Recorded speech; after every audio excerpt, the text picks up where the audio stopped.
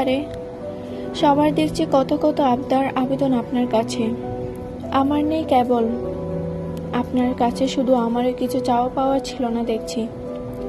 বেশ তো, যা চেয়েছি তা দেবেন না বলে পালালেন কত রঙ্গকুশলে। একটা পাপ বিরতির জীবন, একটি বন্দিত্বের প্রায়শ্চিত্ত।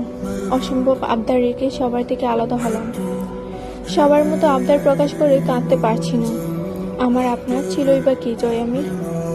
একটি অসম্পর্ক, একটা বিরোধ, তথাকথিত বৈধ একটি পরিচয়। তার ভিত্তিতে কি বা ছাইবার তাকতে আছে আপনার কাছে বলুন তো? এক জীবনে কারো মেয়ে, বোন ও কিছু বন্দির কাণ্ডারি হতে গিয়ে স্ত্রী ও মা হওয়া হলো না।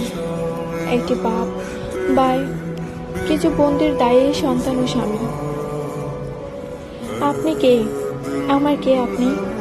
স্বামী হওয়ার যোগ্যতা কি আছে আপনার? একটা আমজাদ আলী প্রামাণিকের মতো পুরুষ আমি চেয়েছিলাম আপনার স্থলে।